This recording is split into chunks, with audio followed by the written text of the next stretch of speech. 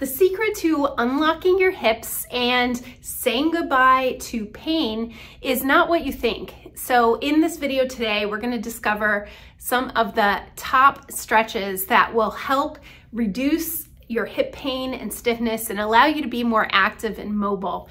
My name is Dr. Dawn Andalone. I am a women's health physical therapist, and specializing in the pelvis and the hips and the lower back, I find that so many people are not doing these 5 top stretches correctly. And so today I'm gonna take you through them, and you don't need a lot of equipment. You can just get down on the floor or on your bed or use a chair to be able to use some of these helpful stretches that we will go through today. Now, hip pain can come from a lot of different sources, and I have some extra videos all about hip bursitis or even having arthritis or stiffness and other ways that you can help learn more about hip pain relief. But in the purpose of this video today, I think it's important to note if you're having anything that's sharp, shooting, or creating a lot of uncomfortable symptoms when you're walking, it's best to go check in with your healthcare provider and just make sure that nothing else more serious is going on.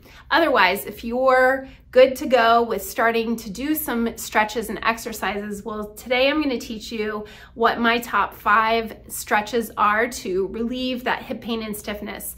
Because hip pain and stiffness can also come with lower back pain or even knee or ankle issues. So when you're unlocking the hips, it really helps your whole body from your lower back and also down the chain from your knee and your ankle as well, and affecting your walking, your sitting, you moving, getting in and out of the car. So really important that everyone at any stage over the age of 40 should be working on these types of stretches to help resolve any hip pain or stiffness.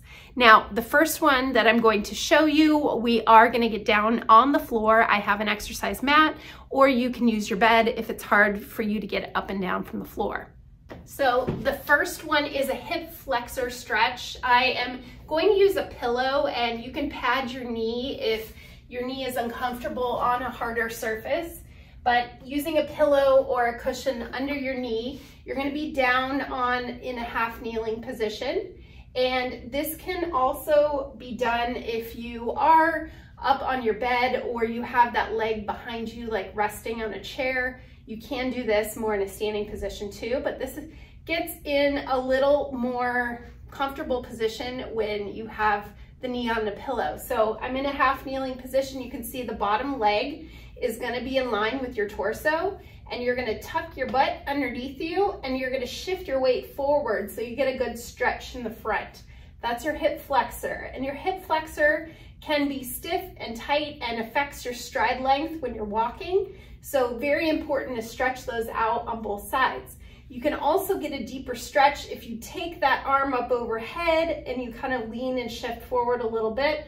But notice I'm not arching my back. I'm just tucking my glutes underneath me as I shift my weight forward a little. So you can hold that for about 10 to 20 seconds and then repeat it on the other side.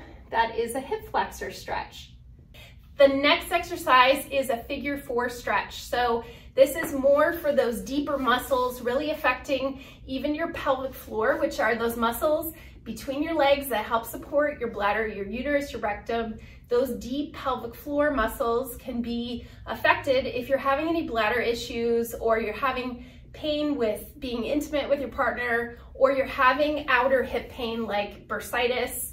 Anything that affects from your inner pelvic area to the outer hip by your glute, this is going to be a very helpful stretch. So you take one ankle, you cross it over the other knee, you grab between the legs, and you're going to pull that leg towards you. If this is very difficult for you to do, then you can use a wall under that bottom foot, and so that's what's supporting you. If you can't bring it in like that, just rest your bottom foot on a wall, and then therefore you can still get a deep stretch. So this is the muscle. You're stretching underneath here, and it even gets deep into your muscles that attach to your tailbone. Hold that for about 20 to 30 seconds. You can repeat that on each side. Now, similar to the figure 4 stretch, we're gonna be stretching your glute muscles. And we don't always think of stretching these muscles, but they are important to keep stretched because then your hip will have that good rotation and mobility. And so similar to the figure 4 stretch, I cross my ankle over my knee, but I'm gonna bring it over like I'm crossing my legs. And then I'm gonna take my hand, my opposite hand, and I'm gonna put it around my knee, and I'm gonna think of just pulling it to the side a little bit. You don't have to twist your spine, you're just kind of tugging on your hip a little bit or on that knee, and you'll feel a stretch all the way down the side here. You can even think of pulling the knee toward the opposite shoulder as well, so you get a couple different types of pull on that hip. Now, if you feel any pinching or pain in the front of your hip, just go back to the figure 4 stretch and don't try to tug too hard. Just go to a point where you're not getting that pinching there.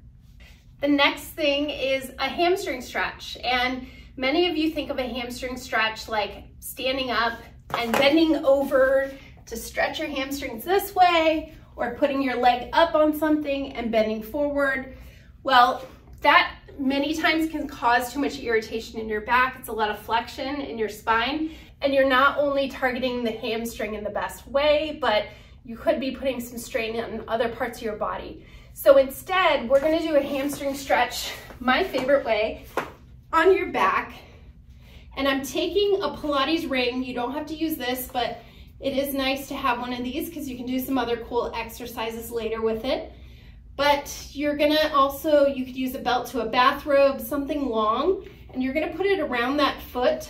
You put the other leg down straight along the floor, and then I have this around my foot and I keep my knee straight. If that's very hard for you to do, you might have to come down a little bit lower. But you could see if you can only lift this high with your knees straight, that means your hamstrings are way too tight. Normal should be around 80 degrees or so. And you're gonna keep that knee straight.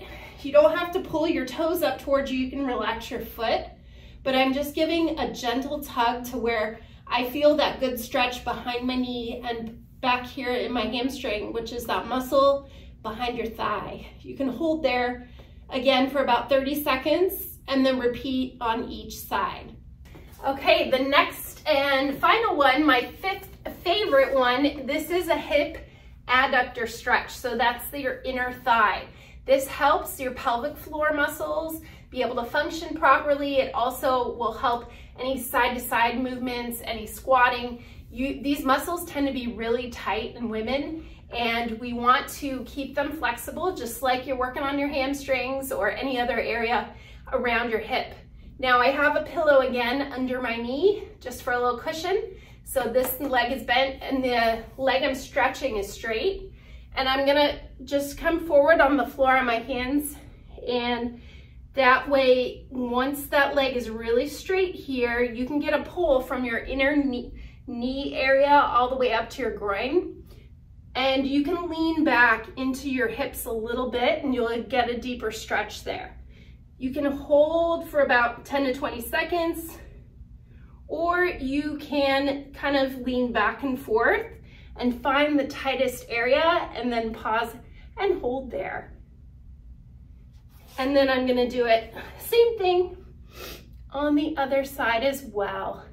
I like this because you can control it a little bit better than if you were standing up and putting your leg up on something. It's just a lot more stable being down on the floor like this.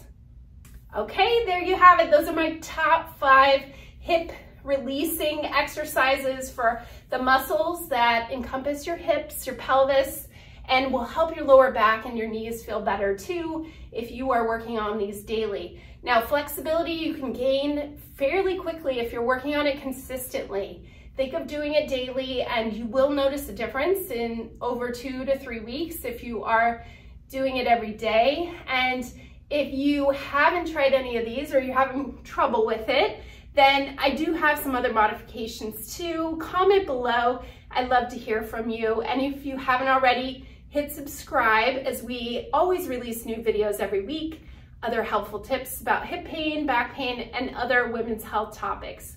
Thanks so much for watching, and good luck with those stretches.